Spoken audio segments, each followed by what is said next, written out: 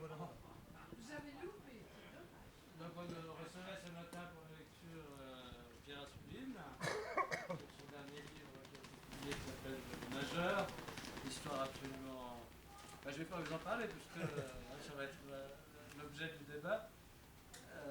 Et puis donc nous avons comme modérateur aujourd'hui Bertrand Tebet, journaliste, réalisateur TV, qui s'est intéressé, qui aime beaucoup le travail de Pierre Assouline, comme nous tous, par ailleurs. Et puis, alors on est peu de monde dans la yourte, c'est vrai, mais néanmoins, la conférence, le débat est retransmis sur Facebook. Et il y a pas mal de gens qui suivent sur Facebook et qui peuvent aussi intervenir. Donc peut-être qu'on aura des questions du public. Voilà. Je pense qu'ils ont démissionné un peu à cause de la météo. La météo n'est pas engageante, mais bon. Mais mieux vaut être peu de qualité. Voilà, le meilleur sont là. Le contraire. On y va? Oui. C'est bon. Allez. Bonjour. Bonjour. Déjà, c'est un honneur de vous avoir ici sur les mains des Paquis. Je voulais d'ailleurs très vite vous demander quel sentiment vous avez eu quand vous êtes arrivé sur ce site que vous ne connaissiez pas. Alors, en fait, je suis venu nager cet été. Tiens, je vais prendre le micro dans la main. Je suis venu nager cet été ici, donc je connais un petit peu. Et ça m'a donné encore plus envie de venir. Bon, j'imaginais pas la tempête et tout le reste, mais c'est pas grave, c'est pas décourageant pour autant. Et je trouve que c'est très original. En fait, c'est un coin de Genève que je connaissais à peine, et j'ai très envie d'y revenir maintenant. Et je trouve que ça change, ce côté associatif, ça change un peu le visage de la ville. Oui, quand même, quand même. C'était une autre vision d'une ville qui est quand même assez caricaturée, en général, et de manière assez univoque. Et c'est autre chose. Donc moi qui viens tout le temps en Suisse, mais dans toute la Suisse, parce que en fait, j'écris beaucoup ici, en Suisse. Et je fais beaucoup de conférences, mais dans les alliances françaises, tout ça. Et j'ai enseigné ici, j'ai enseigné l'écriture à la Société de lecture de Genève et à l'École polytechnique de Zurich pendant 2 ans. Et donc j'y suis très attaché. Mais j'écris beaucoup dans le Valais. En fait, mes livres, je les écris dans le Valais. Donc, voilà, c'est un autre Genève que je découvre grâce à vous. Donc, merci de votre invitation. Je pense que pour ce qui est de votre biographie, ce serait tellement long. Je pense qu'on va égrener un tout petit peu quelques références au fur et à mesure de la discussion. Alors, on parle de café philosophique ici. Évidemment, ça m'a un petit peu interrogé parce que je ne sais pas si on va parler de philosophie, mais je pense que peut-être qu'on va déboucher sur des considérations philosophiques, mais disons, je crois qu'on a devant nous une œuvre qui est plutôt le travail, je dirais, d'un historien, d'un journaliste, et je pense aussi, je dirais, d'une personne très engagée, qui nous parle très, très fort et très directement du monde dans lequel nous vivons. Et plutôt que de partir dans un projet philosophique, je voulais vous poser plutôt une première question qui était, et donner un thème peut-être à cette discussion autour du sport et de la politique. Est-ce que, ça sera la première question, est-ce qu'on assiste à l'impossible réconciliation du sport et de la politique aujourd'hui? Eh bien, en fait, le dire ainsi, c'est supposer que le sport et la politique étaient divorcés, étaient en conflit. Alors, je ne suis pas sûr qu'il y ait eu un conflit permanent dès le départ entre le sport et la politique. Les réconcilier, c'est qu'ils sont fâchés. Et ils ne sont pas fâchés. Il y a eu des périodes, à la limite, le sport et la politique n'étaient pas faits nécessairement pour être ensemble. Mais la société est ainsi faite qu'il est difficile de faire autrement. Je ne parle pas des Jeux Olympiques, parce que les Jeux Olympiques, c'est évident qu'il faut s'affronter l'un à l'autre et après s'accommoder l'un de l'autre. Mais je parle du sport au quotidien. Dans le sport au quotidien, on n'a pas besoin de la politique, du tout. Le sport au quotidien, c'est ici quand on nage, voilà. C'est ça le sport quotidien. Et toutes ses déclinaisons. Dès qu'on rentre dans la compétition, qu'on le veuille ou non, on est confronté à la politique. Pourquoi ? Parce qu'on se bat quand même officiellement pour un pays. Il y a un hymne national et il y a un drapeau. Dès lors qu'il y a ces éléments-là, qu'on le veuille ou non, on est dans la politique. Même s'il est naturel, quand on court, par exemple, à l'étranger, où on fait un tournoi au nom de la France ou de la Suisse, eh ben, on est dans la politique. Après, les choses se compliquent. Elles se compliquent quand la situation internationale s'en mêle et quand un argent étranger s'en mêle. Or, aujourd'hui, l'argent a pris une importance considérable. Vous savez, le PSG, vous connaissez le PSG ? En France, on ne l'appelle pas le PSG. On l'appelle le Qatar Football Club. Bon, c'est ceux qui ne l'aiment pas qui l'appellent comme ça, le Qatar Football Club. Mais c'est une réalité, c'est que ces joueurs-là, c'est des mercenaires. Et comme beaucoup de joueurs de beaucoup de clubs. Hein. Mais là, c'est tous les mercenaires du Qatar. Bon, alors évidemment, ils n'aiment pas ça, mais c'est là que la politique s'en mêle tout de suite. Je pense que la façon dont l'argent s'est emparé de manière considérable du sport au XXe et au XXIe siècle change beaucoup la donne.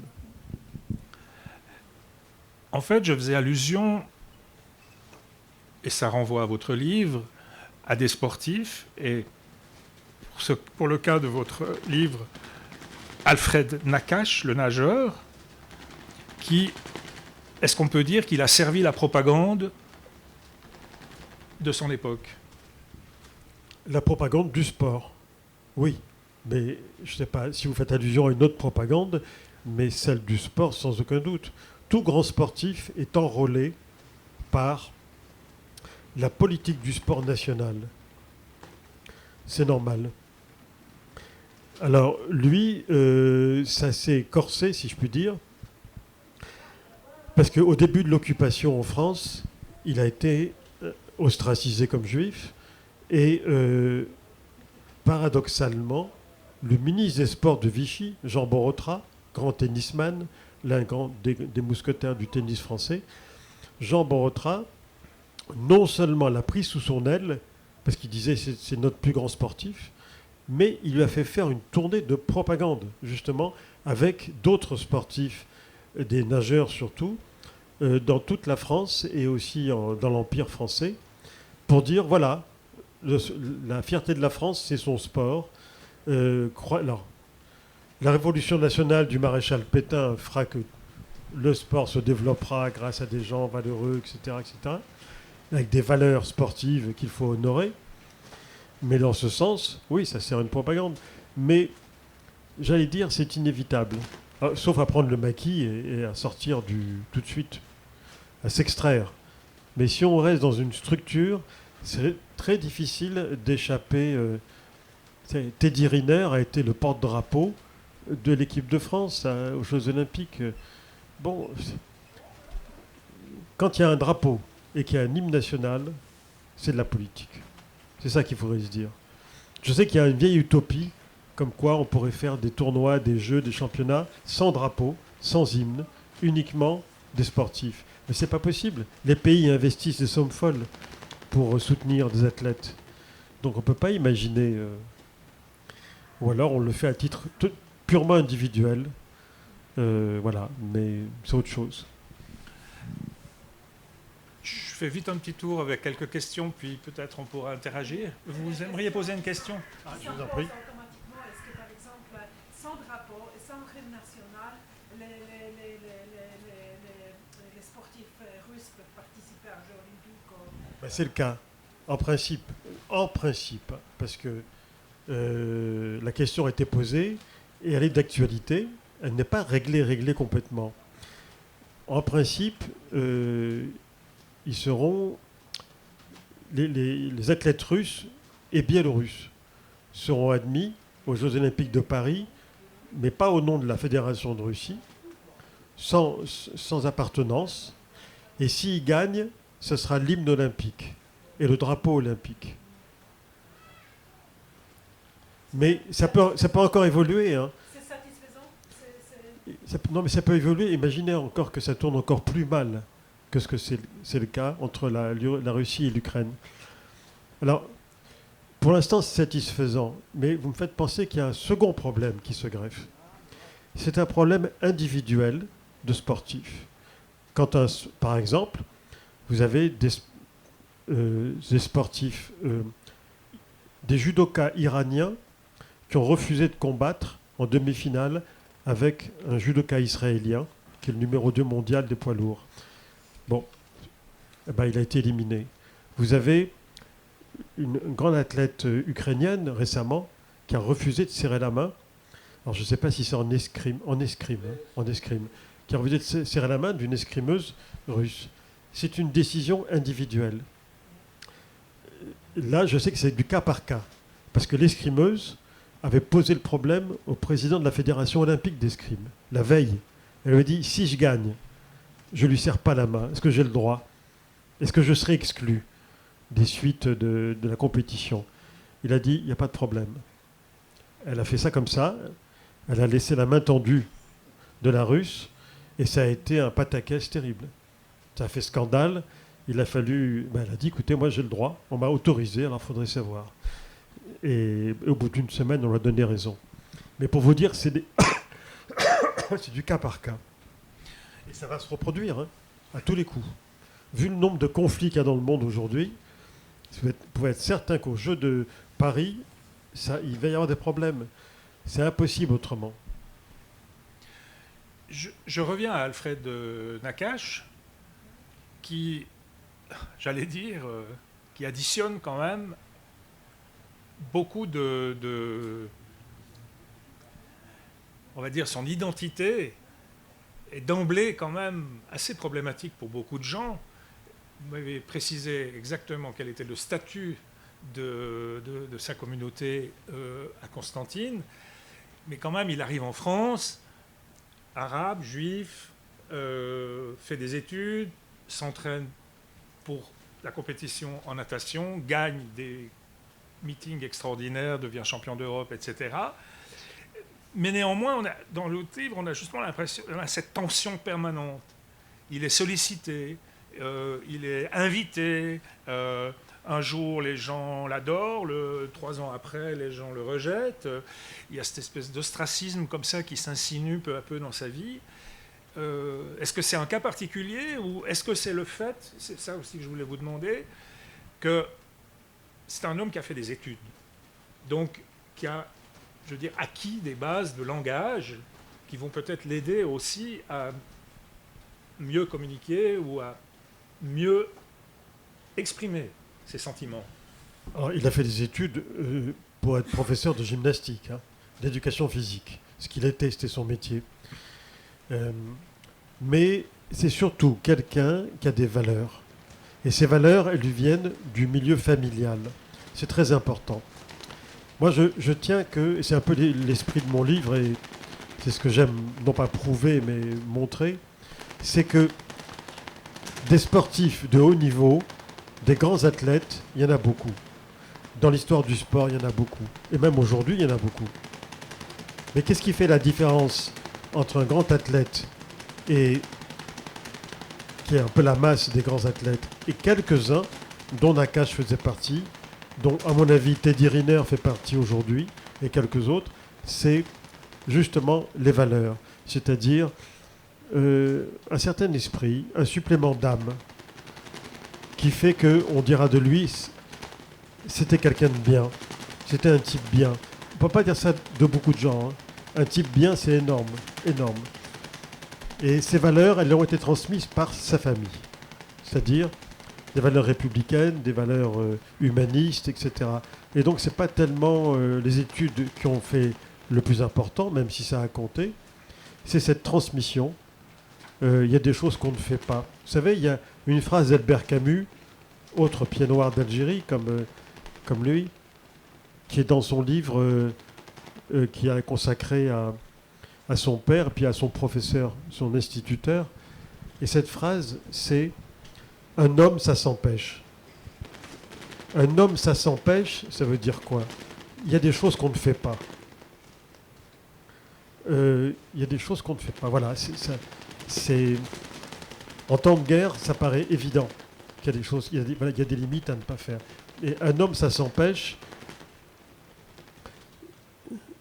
J'ai du mal à expliquer alors que je le vis tous les jours et que ça me paraît évident.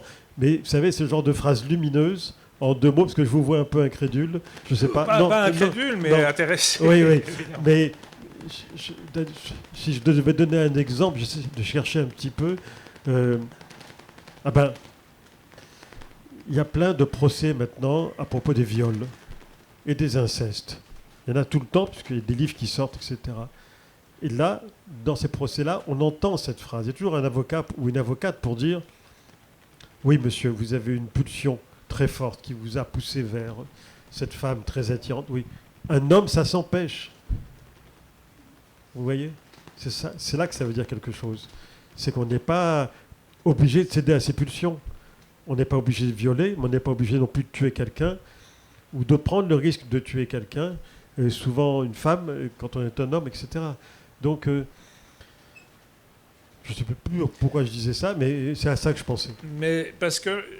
Les valeurs. Mais pour rester justement sur ce thème-là, le Nakash, en fait, ce qu'on découvre, en tout cas ce que vous nous faites découvrir, et vous savez parfaitement l'amener dans des moments clés du cours du récit, il est constamment soumis à des choix. C'est ou tu rentres dans la résistance, ou tu es banni de la résistance, ou tu rejoins le camp pro-allemand, ou tu es banni. On a l'impression qu'il est toujours face à des choix extrêmes. Et c'était ça qui me faisait penser que la langue, le langage était une chose très importante. Le langage et les valeurs. Parce que le langage tout seul, ça ne suffit pas. C'est les valeurs, encore une fois, familiales, le respect de l'autre, la tolérance vis-à-vis de l'autre, tout ça, il y a des tas de choses qui ne s'enseignent pas, mais qui se transmettent. Tout ne s'enseigne pas. On ne peut pas être prof de tolérance. Je sais qu'actuellement, on a mis récemment à l'école en France un nouvel enseignement pour les jeunes. J'ai des doutes, mais tant mieux, hein, je trouve ça formidable. Des leçons, des cours d'empathie. Mais l'empathie, je veux dire, c'est une qualité. Bon, on peut la transmettre à ses enfants en lui donnant des exemples, mais j'imagine mal le professeur dire « Maintenant, je vais vous apprendre l'empathie ». Quelqu'un qui n'a pas d'empathie, pour lui transmettre, on ne peut pas lui inoculer de l'empathie. Hein. C'est difficile, quoi. Et pourtant, on voit là bien une valeur qui arrangerait beaucoup de choses. Alors moi, c'est la transmission, mais mais ça, c'est un vieux problème qui dépasse l'empathie. Alors, je fais une parenthèse là-dessus, mais c'est un peu de mon dada. C'est un problème qui remonte à 1924. En 1924, le ministère de l'Instruction publique en France a changé de nom. Il est devenu le ministère de l'Éducation nationale. C'est-à-dire qu'on a confié aux professeurs, ils avaient une mission, c'était instruire. On leur a confié une deuxième mission, c'est éduquer, éducation nationale. Or, l'éducation, c'est du ressort de la famille. Ce n'est pas du ressort des professeurs, qui ont déjà assez sur le dos à transmettre, à communiquer, etc. Et donc, aujourd'hui encore, vous avez des profs qui vous disent « Mais comment voulez-vous qu'on puisse enseigner quoi que ce soit à des enfants qui ne sont pas éduqués ?» À quoi on leur dit « Mais oui, mais l'éducation, ce devrait être vous. » Ils disent « Non, non.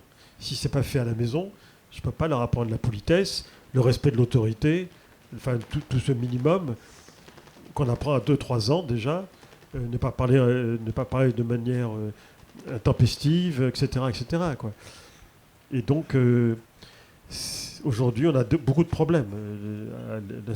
L'éducation nationale a beaucoup de problèmes. Les profs ne sont plus respectés. Ça va très loin. Je ne veux pas faire... Comme j'enseigne aussi, et que ça m'intéresse, la transmission ne marche plus aussi bien qu'elle a fonctionné autrefois. Et c'est un vrai problème et on n'a pas fini d'en payer les conséquences. Alors j'essaye de toujours revenir au livre. Et moi de digresser, alors c'est bien. Non mais c'est... on va finir par se rejoindre.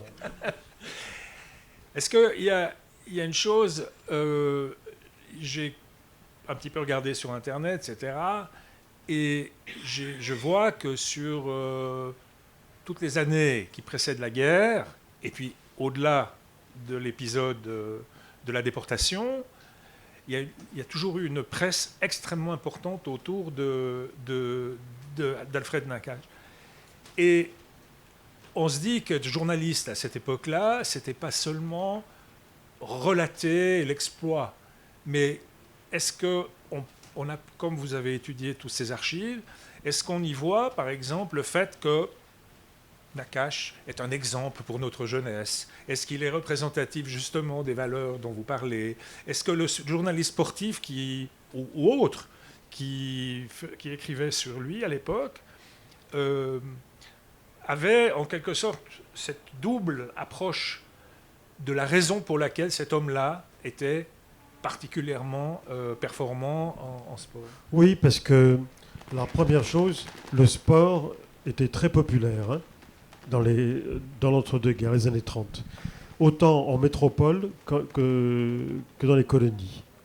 Ensuite, il n'y avait pas la télé. Hein. Il y avait déjà la radio, mais il n'y avait pas la télé. Et donc, les journaux, tous les journaux, je ne parle pas que des journaux sportifs, mais tous les journaux avaient plusieurs pages par jour sur le sport. Il y avait des interviews. Donc, Nakache était très populaire, très connu, parce qu'il donnait beaucoup d'interviews tout le temps. Et comme il était sympathique, les journalistes adoraient l'interviewer, parce que c'était un peu l'ambassadeur de l'équipe de France. Il mettait l'ambiance, il était le pilier. Et donc, il y a beaucoup d'entretiens avec lui où on voit qui il est. Et vous savez, c'était une époque où dans une ville, quand il y avait une compétition sportive importante, un grand match de football ou alors une course cycliste au Vélodrome de Paris ou autre, toute la ville était là, parce qu'il n'y avait pas la télé. Tout le monde venait. Alors je ne vous parle pas de villes comme Constantine, Oran ou Alger. S'il y avait un grand événement sportif, enfin, tout le monde était là, quoi.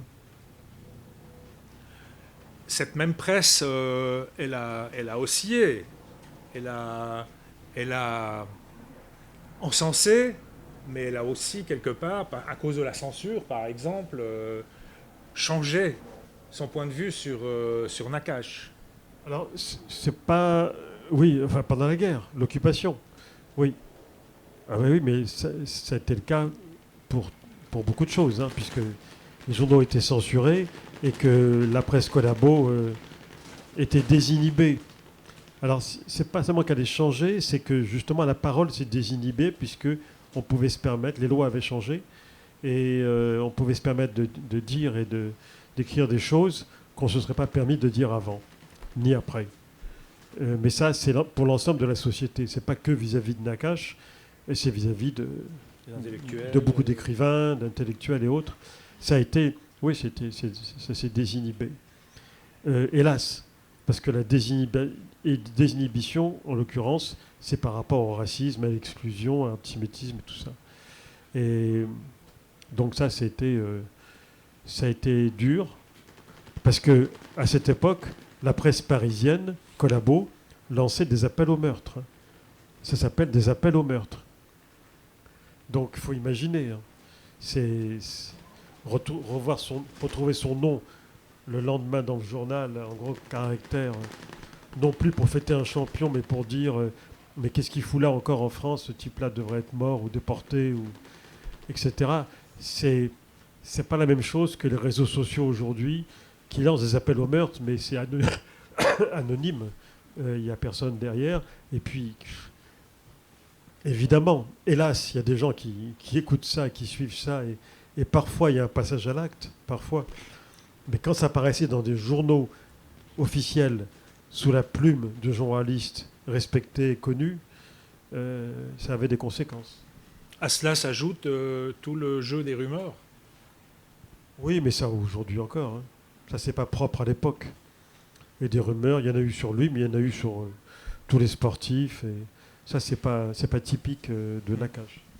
Une autre chose que j'ai relevée et qui m'a beaucoup touché, c'est l'addition d'humiliation auquel Nakache on va dire, a survécu, au fond. Que ce soit avant, pendant la période de déportation à Auschwitz, qui a quand même duré 2 ans, hein, et puis au retour. L'humiliation va continuer au retour. Je lirai après un petit passage de votre livre. Alors, moi j'essaie toujours de pas, quel que soit le sujet, hein, de contextualiser et de ne pas... Bon, des humiliations, qui n'en a pas vécu dans sa vie? Moi j'en ai eu. Chacun a eu sa part d'humiliation. J'allais dire que malheureusement, c'est le lot de toute vie. Alors, chacun voit ses propres humiliations à sa propre échelle. Quand on est un homme public, évidemment, ça se fait publiquement. Humiliation privée, c'est une chose. C'est dur, mais ça se règle. Public, ça ne peut se régler que publiquement, et c'est difficile. Alors, il a été humilié au début de l'occupation, parce qu'on l'a empêché de nager à Paris, on lui a retiré sa nationalité française, on l'a exclu de l'éducation nationale. Pour quelqu'un qui a représenté la France, c'est quand même dur à supporter, hein. C'est une humiliation, vous avez raison. À Auschwitz, à Buchenwald, l'humiliation, oui, mais c'est un au-delà de l'humiliation. Ça va tellement plus loin. Oui, c'est l'humiliation permanente de tous les déportés qui étaient là-bas, pas que de lui. Mais c'est tout le temps. Alors l'humiliation la plus connue qu'il ait là-bas, à Auschwitz, qu'il ait endurée, c'est que, évidemment, dès qu'il était arrivé là-bas, tous les Allemands l'ont reconnu. Donc ils ont fait un régime sévère pour se venger. Et un jour, 2 SS l'ont emmené. Et là, il s'est dit, voilà, si les SS m'emmènent loin du baraquement, c'est que ils vont m'exécuter dans un coin. Ils avaient tous les droits, hein. Ils pouvaient exécuter qui ils voulaient, sans justification. Et donc, il s'est dit, je vais y passer. Et ils l'ont emmené à l'autre bout du camp, dans un endroit qu'il ne connaissait pas. Et c'est un endroit où il y avait un bassin de rétention d'eau. En fait, vous savez, dans tous les grands complexes comme ça, il y a un bassin de rétention d'eau pour les incendies. En cas d'incendie, comme tout est en bois, il faut vite pouvoir puiser de l'eau. Et ça, c'était de l'eau pour les incendies. C'était un grand bassin, énorme. Et ils l'ont dit, déshabille-toi. Et à ce moment-là, ils ont jeté un trousseau de clés en disant, va chercher, en le traitant comme un chien. Va chercher. C'était l'hiver, hein, donc vous imaginez. Donc il a plongé, il a été au fond, et il a ramené les clés. Ils l'ont dit non, il faut ramener les clés entre les dents, comme les chiens. Et donc ils ont recommencé. Et là c'est intéressant, pourquoi? Parce que de ce qu'il a vécu comme une humiliation, par la résilience automatique, tout de suite, il a réussi à retourner l'humiliation pour en faire quelque chose à son avantage. Il s'est dit, bon, il a fait ce qu'on lui demandait, hein, mais il s'est dit, puisqu'il y a un bassin de rétention d'eau, je vais en profiter. Et le dimanche suivant, on ne travaillait pas à Auschwitz, hein, le dimanche c'est jour de repos. Et le dimanche suivant, il a dit à ses copains déportés, vous allez venir, au lieu de vous promener n'importe où, promenez-vous autour du bassin de rétention d'eau. Comme ça, on ne verra pas de loin. Et avec un autre ami qui était un jeune nageur, il dit, tu vas venir, on va s'entraîner. On va s'entraîner, ça va nous donner du courage pour l'avenir, et ça va donner du courage aux camarades qui vont se dire, si on peut s'entraîner pour plus tard, c'est qu'il y a un moyen de s'en sortir un jour. Parce qu'en principe, il n'y avait aucune perspective, hein. Et à plusieurs reprises, ils se sont entraînés le dimanche, comme ça. Et puis à un moment, Nakache a dit, il faut qu'on arrête, parce que c'est trop dangereux. Ils vont quand même comprendre pourquoi est-ce que tout le monde se promène à cet endroit. Et donc ils ont arrêté. Et c'est pour répondre à votre question, humiliation, réaction et résilience. Alors, si vous permettez, je voudrais juste lire un passage. On est à la... Attendez, voilà. On est à la fin de la guerre. Hein. On a... C'est quoi? Il y a des procès? Oui, il y a des procès. mais je lis le passage brut, puis vous le situerez mieux que moi. À un moment, tous ces procès, etc., Alfred croit en avoir fini avec la justice, mais elle n'en a pas fini avec lui. Cette fois, par un retour de balancier aussi imprévisible que choquant, il semble qu'elle en aurait après lui. De quoi en avoir la nausée. Une sale rumeur commence à serpenter en ville. Elle prétend qu'à Auschwitz, il fallait être vraiment bien avec les Allemands pour avoir disposé d'un tel régime, on dira lequel, de faveur. Qui le dit au juste? Nul n'en sait rien, car personne n'a le courage de se découvrir, mais cela circule avec insistance. Je laisse le soin de lire la suite. Est-ce qu'on pouvait replacer ça dans Oui, on est après la guerre, et il y a effectivement un jour, il découvre ça dans le journal à Toulouse. Il y a un journal qui se fait l'écho, un grand journal de Toulouse, et qui dit, voilà, il y a des anciens déportés, mais personne ne sait qui c'est, qui disent qu'il a tué quelqu'un. Qu'Alfred, un jour, d'abord, a eu des mesures de faveur. Alors, oui, ça je peux en parler, c'est pas une mesure de faveur, c'est que le patron, le médecin, le grand médecin Robert Weitz, strasbourgeois, déporté, qui était le patron de l'infirmerie, enfin de l'hôpital si on veut, d'Auschwitz, pour les déportés, apprenant que Nakache était là, l'a fait venir à ses côtés, il lui a dit « Je vous enrôle avec nous dans mon équipe d'infirmiers, de médecins, de biologistes, etc. » Et Nakache a dit « Mais je suis pas, c'est pas mon métier. Hein. » Il lui a dit « Non, mais vous allez avoir votre... D'abord, vous êtes Nakache, et je sais très bien qui vous êtes, et j'ai confiance en vous. Ensuite, vous allez être utile. Nous, on ne peut pas soigner tous les déportés, parce que certains, c'est pas la peine. Certains mourront, c'est évident.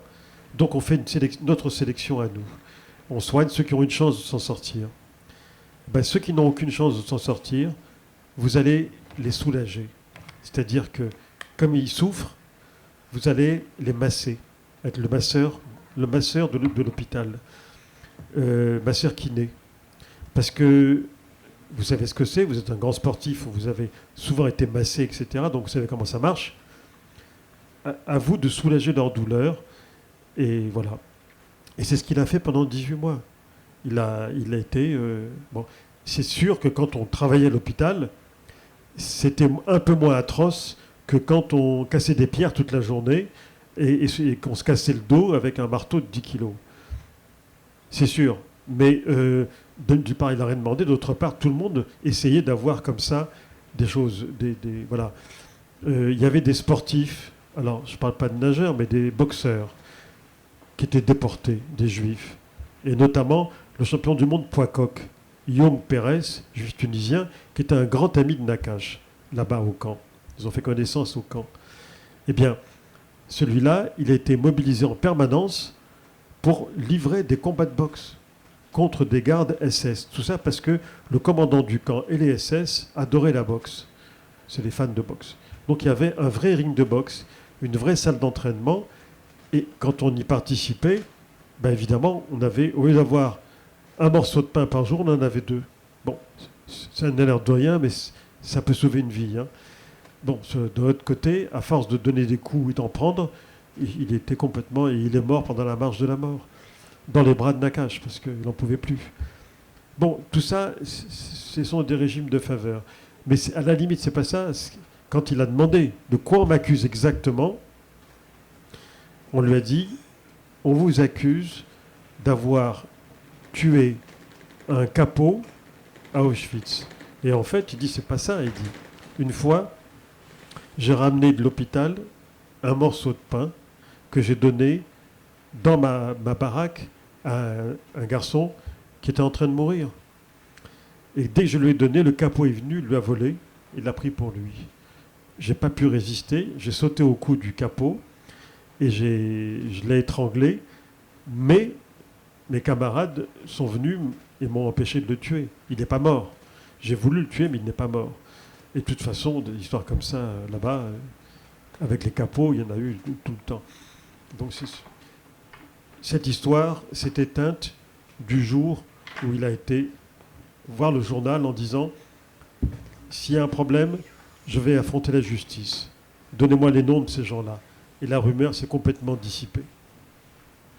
Néanmoins, ça se passe 2 ans après la fin du conflit. Ça veut dire que la justice a encore des relents, si on peut dire, je ne sais pas comment le qualifier, mais... Il y en a tout le temps, vous savez, c'est là qu'il est humilié. À part cette histoire-là, il y a une autre humiliation. Ses amis lui disaient « Alfred, tu devrais te faire enregistrer comme ancien résistant. » Et il dit « Mais moi, je n'ai pas de papier, j'ai rien de tout ça. Quand j'étais dans la résistance, je n'ai pas cherché à avoir des papiers disant que j'étais résistant. Hein. Donc, il dit « Voilà, j'étais dans un groupe de résistance qui s'appelait comme ça. » Et on lui dit « Oui, mais ce groupe, il y a eu des malversations après la guerre. » Il dit « Oui, mais ça ne me concerne pas. Oui, alors c'est compliqué d'avoir l'attestation de résistance. » Il dit ben, « C'est pas grave. » Et ses amis lui disent « Non, c'est grave. Il faut que tu aies une carte de résistant, combattant, parce que pense à ta retraite plus tard. C'est important, etc. » Alors, contre mauvaise fortune, bon cœur, il fait quand même la démarche. Il va au ministère, il dépose un dossier. Ça dure 1 an. Et au bout d'1 an, on le fait revenir, parce qu'il habite Toulouse. Il revient à Paris. On lui dit, oui, d'accord, mais vous n'avez pas la carte, vous n'avez pas votre numéro de résistant. Il dit, mais j'ai jamais eu de numéro de résistant, arrêtez de me casser les pieds. Si vous ne voulez pas m'enregistrer, tant pis. Mais en tout cas, j'ai été déporté, et comme résistant, et comme juif. Et à ce moment-là, ils lui disent, oui, mais comment vous pouvez prouver que vous avez été déporté comme juif? Il dit, bon. Il n'a même pas montré son numéro, il est parti. Ça a duré 2 ans, cette histoire. Mais il dit, c'est trop humiliant. Il dit, ce que j'ai fait, je ne l'ai pas fait pour avoir de l'argent, pour je ne sais quoi. Je l'ai fait parce que, voilà. Et quant à ma déportation comme juif, je n'ai pas choisi. Donc, s'il faut prouver... Alors, on l'a dit, mais d'accord, mais quand même, là-bas, vous avez connu des gens. Il a fait un dossier que j'ai vu, dans lequel il y a les attestations de tous les chefs de la résistance juive d'Auschwitz et du patron de l'infirmerie, qui était à l'époque un médecin mais extrêmement respecté en Alsace, Dr Weitz. Tous ont fait une attestation de disant mais comment vous pouvez mettre en doute, etc. etc. Ça n'a pas suffi. Il dit bon, bye. Mais à quoi vous l'attribuez, cet état d'esprit L'administration. C'est pas l'antisémitisme là. Non, c'est l'administration. C'est-à-dire borné. Mais quelle espèce de justice il voulait rendre en chargeant en Nakash comme ça? Non, mais enfin, je me trompe peut-être, mais moi, mon point de vue, ayant fouillé tous ces dossiers aux archives et tout, je pense que l'administration peut faire des dégâts considérables. Alors peut-être que j'ai trop lu Kafka, mais je l'ai trop lu certainement, mais Kafka explique très bien que l'administration peut commettre des meurtres, juste avec ses coups de tampon et que c'est très clair. Quand vous lisez le procès de Kafka, c'est très très clair, même le château. Donc, je pense que c'est ça. Vous savez, j'ai fait un livre qui s'appelle Lutetia, avant, sur l'hôtel Lutetia. Eh bien, j'ai donc beaucoup travaillé sur le retour des déportés. La première chose, quand les déportés arrivaient de la gare du Nord, et qu'ils arrivaient encore en tenue de déportés à l'hôtel Lutetia, bon. Rappelez peut-être à quoi avait servi l'hôtel Lutetia. L'hôtel Lutetia était réquisitionné à la Libération pour accueillir les déportés qui avaient été déportés de France vers la Pologne et l'Allemagne et qui sont rentrés par l'hôtel Lutetia. Qui avait abrité avant l'Abwehr. L'Abwehr, service secret allemand. Et donc, quand ils arrivaient à l'hôtel Lutetia, la première chose, ils étaient désinfectés. Parce qu'il y avait des poux, il y avait le typhus, il y avait... Bon. Une fois qu'ils étaient désinfectés, la plupart ne voulaient pas quitter leur tenue rayée, parce que c'était leur peau. Bon. La deuxième chose qu'on faisait, et ça étonne des gens, mais on leur faisait subir un interrogatoire de police. De police. Mais pour 2 raisons. La première, c'est pour leur redonner une identité. Parce que ces gens-là n'avaient pas de papier, évidemment. Il n'y a pas de passeport, ils n'avaient rien. Et on ne pouvait pas les lâcher dans la nature, parce qu'ils étaient complètement... Donc on essayait de retrouver leur famille pour dire à leur famille, venez chercher. Parce que c'est un peu comme à l'école maternelle. Hein. Si vous ne venez pas prendre l'enfant vous-même, il ne peut pas sortir. Ben, c'était pareil. Venez le chercher. Et l'autre raison pour laquelle il subissait quand même un vrai interrogatoire de police, hein, c'est que parmi eux, il y avait des faux. Il y avait des faux déportés. Il y avait des gens qui simplement avaient un passé compromettant en Allemagne ou en Pologne et qui avaient emprunté, si je puis dire, une tenue de déporté sur un mort qu'ils avaient trouvé en chemin. Et Dieu sait qu'il ne manquait pas de morts en chemin. Et donc il avait retiré sa tenue rayée, il l'avait mis. Il s'était laissé un peu pousser la barbe, il s'était un peu amaigri. Et ils espéraient comme ça être récupérés en France et avoir une nouvelle identité, et refaire leur vie comme ça. Et parmi eux, il y avait des anciens collabos, il y avait des anciens nazis, il y avait de tout. Donc il fallait les démasquer. Et plus encore, il y avait parmi eux, tenez-vous bien, des anciens gardes SS d'Auschwitz. Parce que pas mal de déportés de France étaient parfois des juifs polonais ou des juifs allemands qui avaient fui le nazisme et qui parlaient mal le français.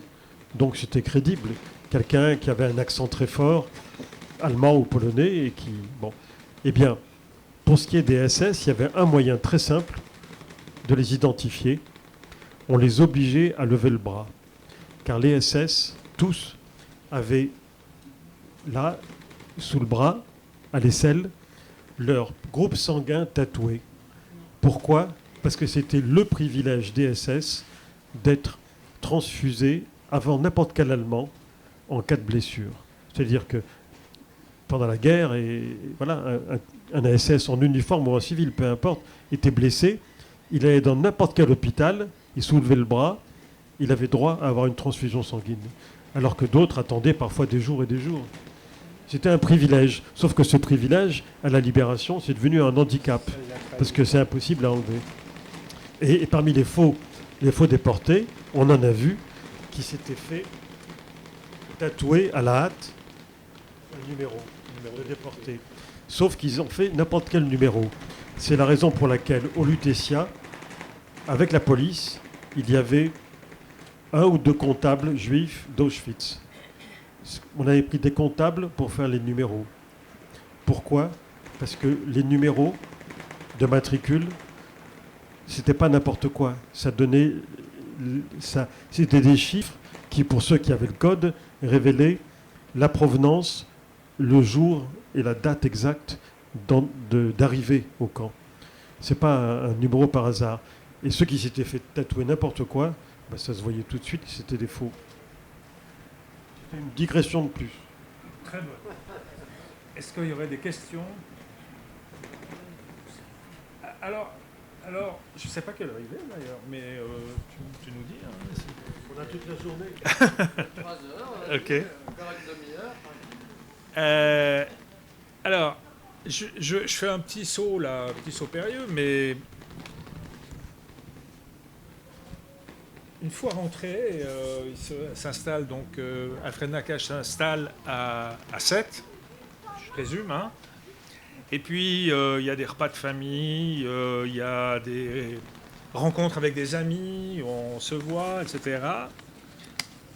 Et si vous permettez, et puis évidemment, il retourne aussi à Constantine rencontrer les membres de sa famille. Je lis vite un petit passage.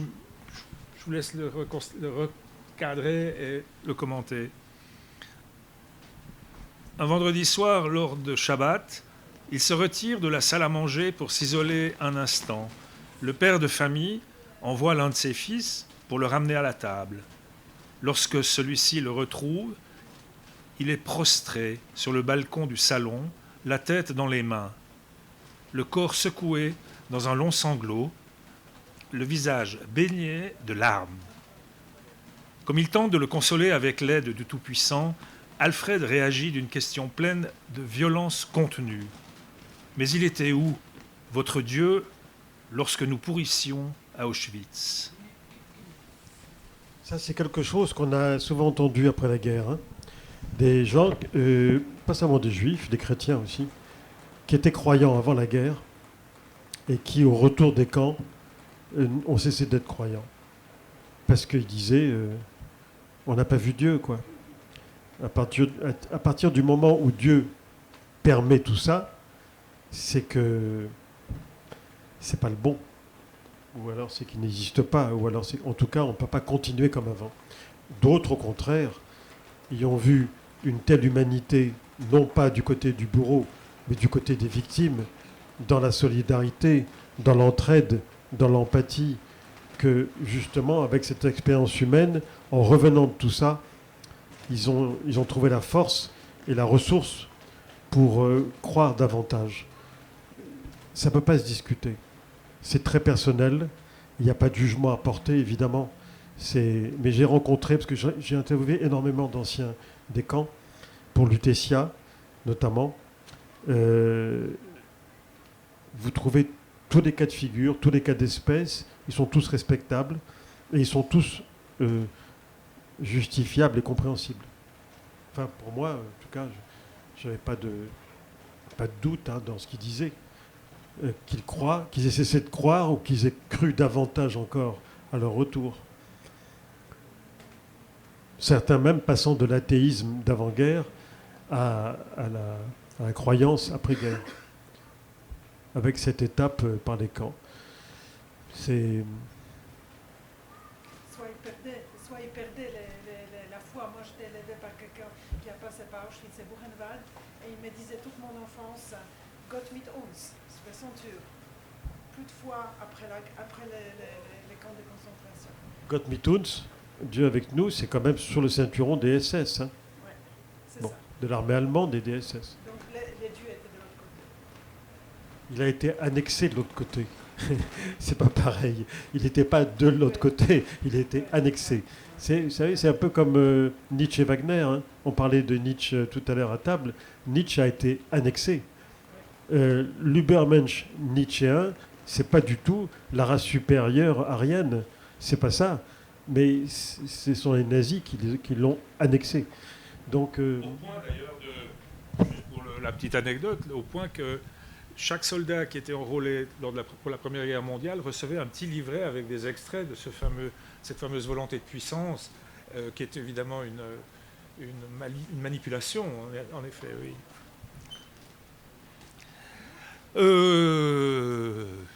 Est-ce qu'il y aurait des commentaires ou des questions ? Bien, je voudrais aussi dire que l'hôtel Lutetia, puisque vous y faites allusion, ou Nakash, il passera, oui, enfin, il sera obligé d'aller. C'est un livre, moi, aussi absolument exceptionnel, marquant. On aura envie de se dire, tiens, il faudrait presque lire les deux en parallèle, parce que il y a j'allais dire la réception, mais il y a aussi un passage qui est très intéressant, qui est la période qui précède l'occupation allemande du Lutetia. Là aussi, vous le racontez magnifiquement bien, c'est comment le personnel de l'hôtel va en quelque sorte entrer en résistance en perspective d'eux. Il y a le fameux épisode de la cave à vin qui est murée pour dissimuler les formes. Ah oui, mais c'est-à-dire que dans Lutetia, je me suis mis du point de vue du personnel. Parce que mon héros, le narrateur, c'est le détective de l'hôtel, hein. C'est l'époque où il y avait des détectives dans les grands hôtels. Ça n'existe plus. Maintenant, c'est la vidéosurveillance. Et les détectives étaient en général des anciens policiers ou anciens commissaires.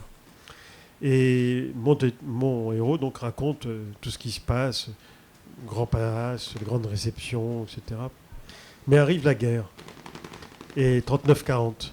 Et là, quand les Allemands sont aux portes de Paris, le sommelier de l'hôtel prend sur lui de réquisitionner tout le personnel des cuisines. Et il leur dit, voilà ce qu'on va faire, on va sauver le trésor national. Alors, tout le monde s'imagine qu'il s'agit de caisses d'or ou d'argent. En plus, la Banque de France est juste en face de l'hôtel Lutetia. Et Et le trésor national pour lui, c'est le vin. C'est la cave à vin du Lutetia, qui effectivement est une très belle cave. Et donc ce qu'ils vont faire, c'est qu'ils vont planquer les plus grands crus et ils vont construire un mur pour planquer tout ça. Et donc ça ne se voit pas quand on descend à la cave, on ne voyait pas, mais il y avait tout un mur de béton. Et au bout de quelques semaines d'occupation, l'Abwehr, le service de renseignement militaire allemand, un jour il y avait un officier qui se trouvait là, au restaurant, à la brasserie, avec d'autres officiers, mais cet officier dans le civil était marchand de vin en Allemagne. Et il dit, il regarde la carte des vins, il dit, mais c'est bien tout ça, mais vous n'avez pas les grands crus, comment ça se fait? Vous n'avez pas l'année 1924 de Bordeaux, vous n'avez pas un grand hôtel comme vous? Il dit, ah non. En fait, ils avaient oublié de modifier la carte. Parce que c'était marqué sur la carte, ces grands crus. Mais à chaque fois qu'il est demandé, on lui disait, non, il n'y en a plus. Oui, d'accord, alors donnez-moi... ah ben celui-là, il n'y en a plus non plus. En fait, ils étaient planqués. Et donc là, l'officier SS s'est dit, non mais c'est bizarre que vous n'ayez plus tout ça. Bon, de toute façon, on le sait maintenant, ce que les Allemands ont bu le plus sous l'occupation, c'est le champagne. Et ça, il y en avait des réserves énormes. Et c'est de la résistance qu'ils ont fait. Et à la libération, dès que les Allemands sont partis, ils ont cassé le mur et ils ont pu récupérer le trésor national. Ça va dans le même sens. La question maintenant pour moi, c'est que j'ai aussi perçu chez vous, par touche comme ça, puis de manière extrêmement bien amenée, l'idée qu'il y a un projet peu de réhabilitation de certaines personnalités. On parlait de Jean Borotrat tout à l'heure. Vous parlez du médecin-chef de la clinique d'Auschwitz, etc. Est-ce que ça, pour vous-même, à titre personnel, vous vous sentez comme une sorte de mission qu'on n'oublie pas ces gens-là? C'est pas... Alors, il y a des gens dont je ne voudrais pas qu'on oublie qu'ils ont existé. Mais là, on réhabilite ceux qui ont été condamnés. Eux, ils n'ont pas été condamnés. Je veux dire qu'ils n'ont rien à se reprocher, les noms que vous citez. Ce qui m'intéresse, ce n'est pas de réhabiliter des gens. La première chose, c'est, au-delà des gens, d'expliquer et de montrer au public, aux lecteurs, que la complexité et le sens de la nuance, c'est ça qui vous fait rentrer dans la vérité des personnes et des situations. On a trop tendance, quelles que soient les circonstances, à juger de manière manichéenne par bloc, comme si c'était des blocs homogènes. Il y a les uns et il y a les autres. Eh ben non. Dès qu'on s'intéresse à quelque chose, et notamment à la guerre, on s'aperçoit que c'est plus compliqué que ça. J'ai un de mes amis qui dit toujours, oui, je sais ce que tu vas dire. Tu vas dire que c'est plus compliqué que ça. Je dis, ben oui, c'est toujours plus compliqué que ça. Parce que dès qu'on rentre dans ce que j'appelle la complexité et dans la nuance, les jugements radicaux, violents, qui apparaissaient de prime abord comme évidents, ne sont pas si évidents que ça. Il y a une phrase dans un film de Jean Renoir, le film, je crois que c'est son film le plus célèbre, c'est La Grande Illusion. La Grande Illusion, c'est ça. Je crois que c'est dans La Grande Illusion. Non, l'autre, c'est pas la partie de campagne. Pas La Grande Illusion.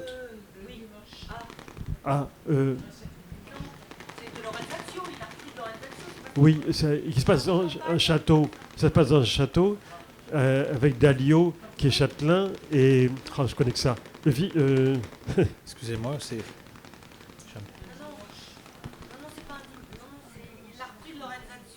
La règle du jeu. La règle du jeu. Voilà, la règle du jeu. Vous avez gagné un carambar. Vous avez gagné. Dans la règle du jeu, il y a une réplique formidable. Ils sont en train de s'engueuler les uns les autres. Et je pense que c'est le châtelain qui dit, écoutez, le problème, c'est toujours le même. C'est que dans la vie, chacun a ses raisons. Et à partir du moment où vous vous dites, dans une situation complexe, chacun a ses raisons, c'est que ça va être compliqué. parce que vous vous mettez à la place des autres. Et si vous vous mettez à la place des autres, l'empathie minimum, ben oui. Et si chacun a ses raisons, il va falloir réfléchir à leurs raisons. Mais ça, c'est un effort qu'on ne veut plus faire, notamment en politique aujourd'hui, politique internationale, politique intérieure. On essaie de plaquer tout de suite des explications brutales, des blocs d'explications, sans se demander pourquoi. Parce que les gens, à mon avis, très souvent, les gens ont peur de se demander pourquoi. Parce qu'ils savent à l'avance que s'ils se demandent pourquoi, ils vont trouver des raisons à chacun, et ça, c'est embêtant. Donc, je ne sais pas pourquoi je disais tout ça, mais voilà. Bon, c'est très clair. Mais vous, je regarde votre œuvre, et puis des sujets comme le sujet Nakash ou le sujet Lutetia, puisqu'il y a des proximités. À force d'être dans les archives, à force d'être en face des témoins, à force de consulter les ouvrages, des études qui ont été faites sur ces sujets-là, est-ce que c'est supportable ? Vous savez, j'ai connu autrefois un très grand historien de l'occupation, qui s'appelait Jean-Pierre Azéma, et qui est toujours vivant. Hein. Et il passait sa vie dans les archives de l'occupation, et il me disait, tu sais, quand tu passes tes journées dans des archives, notamment de la délation, et que tu lis ce qui m'est arrivé pendant des semaines, des lettres de dénonciation, tu te dis, mais pourquoi j'ai pas choisi comme spécialité la construction des cathédrales au Moyen-Âge ? Parce que c'est quand même plus exaltant. Et d'avoir ça comme spécialité, il y a des moments où... Il y a des moments de grâce, hein, mais il y a des moments de nausée aussi. Moi, je me suis intéressé à la délation parce que pour différents livres, pour Simenon, pour Lutetia, enfin pour différents livres, même pour mon premier roman, La Cliente, j'avais besoin de voir des choses. J'ai eu accès aux archives de la délation à Paris, aux Archives nationales, par une dérogation exceptionnelle. Il y a beaucoup de lettres qu'on m'a communiquées, donc des cartons entiers, qui étaient ficelés, des paquets de lettres qui étaient ficelés, des lettres qui n'étaient pas ouvertes. Alors j'ai demandé, j'ai dit, mais elles n'ont jamais été ouvertes. Et on m'a dit, en fait, le ministère de l'Intérieur, la police, en a reçu tellement qu'ils n'ont pas eu le temps de tout lire avant le départ des Allemands. Tellement il y avait de lettres de dénonciation. Et donc il y en a plein qui sont restés encore fermés. Et, pardon. Je suis en train de lire le livre, je crois que Jean-Pierre Anselma, Les larmes de la rue Rosier. Et ce sont les témoignages de personnes qui étaient sauvées pendant la Deuxième Guerre mondiale, en France. Et il y a un témoignage de la personne qui est sauvée par quelqu'un qui était dans les partis extrême droite avant la Deuxième Guerre mondiale. Et il a dit, comment c'est possible que tu m'as sauvé? Comment c'est possible que tu m'as sauvé? Il a dit, il y a des choses plus importantes. Et ça, je pensais, en revenant avec ce que vous avez dit au début, un homme, ça s'empêche. Voilà, c'est ça. C'est qu'il y a les opinions politiques, mais dans la situation extrême, il faut sauver une vie humaine. Il y a des choses plus importantes quand même que les opinions. Voilà, Il y a eu plein d'exemples. Joseph Kessel, grand écrivain, juif d'origine russe. Dès le début de la guerre, il s'exile à Londres. Il rentre dans la France libre. À la fin de la guerre, au moment de la libération, il est encore à Londres. Et il apprend que les premiers procès de l'épuration vont avoir lieu. Et dans les premiers procès, il y a un certain Georges Suarez, qui est un journaliste très connu à l'époque, Collabo. C'était son ami avant la guerre. Eh bien, aussitôt, il prend l'avion de Londres pour Paris, il va au procès et il dit « Je veux témoigner à décharge pour ce journaliste. C'était mon ami, il a fait un choix qui n'est pas le mien et on se serait combattu si on s'était trouvé. N'empêche que je sais qu'il est respectable parce qu'il a des convictions fascistes, mais c'était quelqu'un de sincère, il s'est trompé et je veux témoigner en sa faveur. » Il a fait le geste. Ça n'a pas empêché Suarez d'être fusillé, condamné à mort et fusillé. Mais pour vous dire, voilà, il était on peut faire ça. Et moi, l'exemple Kessel par rapport à son ami Suarez, ben, c'est un exemple qui me sert encore aujourd'hui. Moi, j'ai des amis qui ont fait des choix politiques radicaux, et je leur dis toujours, c'est pas grave, on va éviter de parler politique. On va parler de sport.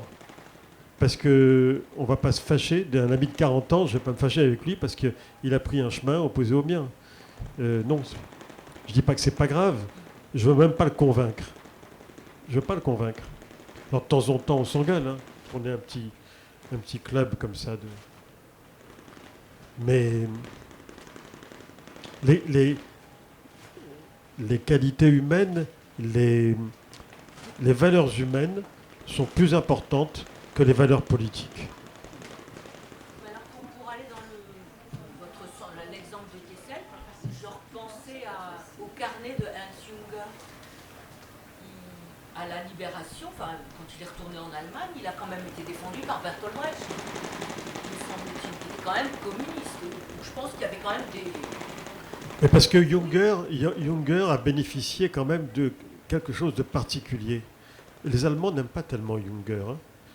Vous savez, les Allemands, enfin moi les Allemands que je connais, me disent toujours, vous les Français, vous avez 3 Allemands préférés, et nous les Allemands on ne comprend pas pourquoi. Junger, Heidegger et Stefan Zweig. Ils disent Junger était un bonhomme très, très spécial quand même, parce qu'ambigu, parce que c'est vrai que c'est un héros de la Première Guerre mondiale, mais un héros ultra conservateur, Juncker, etc. etc. En même temps, il est de son temps, on ne peut pas reprocher à quelqu'un de ne pas être de son temps. Évidemment. Mais après, sous l'occupation en France, c'est vrai qu'il est dans l'armée, il est officier, etc. En même temps, on sait très bien qu'il est très critique. Les falaises de marbre est un livre critique sur Hitler. Mais en même temps, il n'est pas frontalement critique. Et on sait aussi qu'Hitler voulait qu'il soit protégé. Il disait, ne touchez pas à Junger. Donc, cette ambiguïté toute sa vie. Nous, en France, on adore Junger. C'est vrai. Comme écrivain. Et les Allemands disent, le bonhomme est trop ambigu. Heidegger, n'en parlons pas. Heidegger, qui est quand même le philosophe qui a dominé toute la pensée philosophique depuis l'après-guerre, et notamment en France, on s'aperçoit un peu tard qu'il était quand même, lui aussi, tout à fait nazi. Bon. Et le troisième, c'est Stefan Zweig, que les Allemands considèrent comme un auteur mineur par rapport à Thomas Mann, à Joseph Roth, quand même. Et c'est vrai que quand on le lit en allemand, c'est pas le même niveau. Et moi, je ne comprenais pas pourquoi ils disaient ça. Je leur disais, mais Zweig, c'est formidable. Et c'est vrai que Zweig, en France, a un succès qui ne s'est jamais arrêté. Aujourd'hui encore, il est best-seller. Mais il est best-seller depuis 60 ans. C'est un cas. Et dans le même temps, les Allemands disent, Zweig, mais c'est rien à côté de Thomas Mann, à côté de même de Klaus Mann et de Robert Musil, etc. Et j'ai compris pourquoi. Et il me disait, le style, la langue est médiocre. Bon, je dis quand même. Et un jour, je suis allé à un colloque de traducteurs européens de Stefan Zweig. Et des Espagnols, des Italiens et des Français. Et tous ont dit la même chose. Zweig, on l'a embelli. Comme son style est médiocre en allemand, on a tous pris le parti sur nous-mêmes de le rendre meilleur. Et c'est vrai, il est mieux en français qu'en allemand. C'est le comble. Et ça explique beaucoup de choses. Ça explique pourquoi on l'aime tant en France.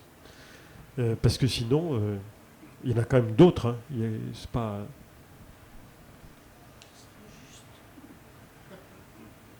Et alors après, quand vous parliez de la complexité d'une situation, je repensais à la résistance en France, qui a quand même été un amas hétéroclite de gens de l'Action française, d'anciens, de polytechniciens tout à fait insérés.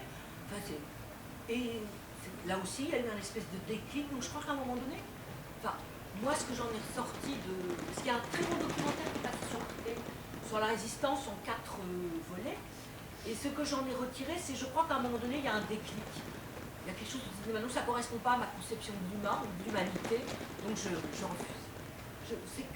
Un déclic chez les Français en général ou chez les résistants? Chez l'humain en général. Chez l'humain. Alors le déclic, Il y a quelque chose, ça ne correspond pas à ma vision du monde, ça ne correspond pas à ma vision de l'humanité, à ce que je crois, en ce que je crois, et il suffit qu'il y ait un homme, me semble-t-il. il suffit qu'un seul homme se dresse pour que ça suffise.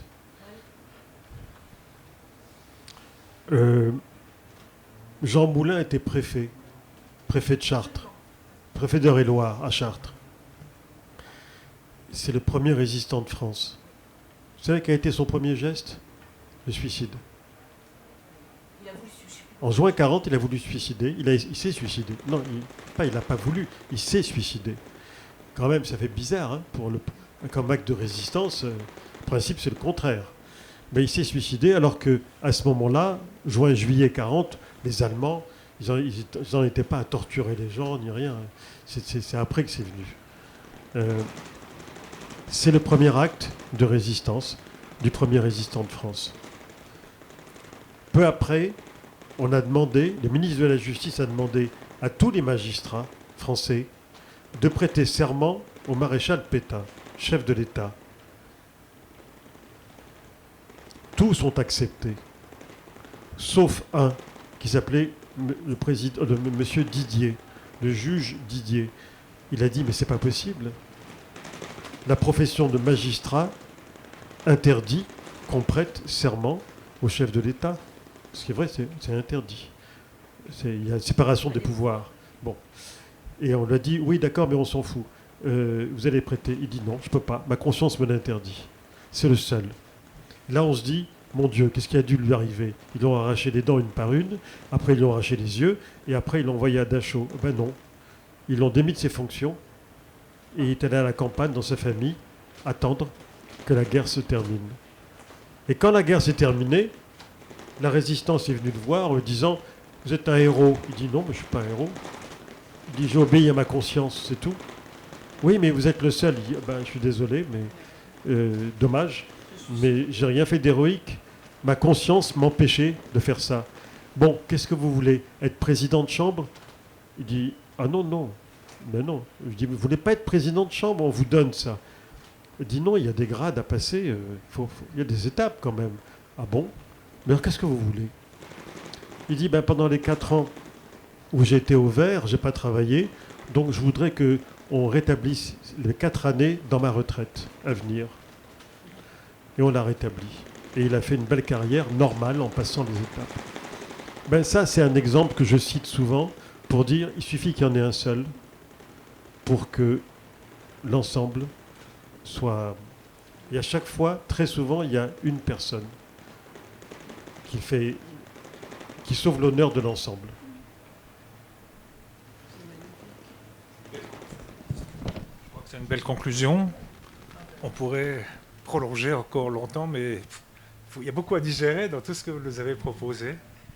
J'espère que ça vous a... Ça m'a beaucoup apporté. Toujours.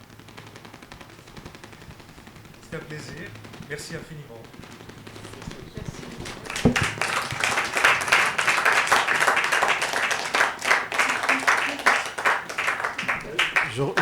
Je reprends une définition que donnait je ne sais plus quel écrivain. J'ai oublié son nom, mais maintenant c'est moi. Donc, ok. On lui demandait mais vous aimez les interviews, comme on vient de faire? Et il répondait j'aime beaucoup les interviews, ça me permet de savoir ce que je pense.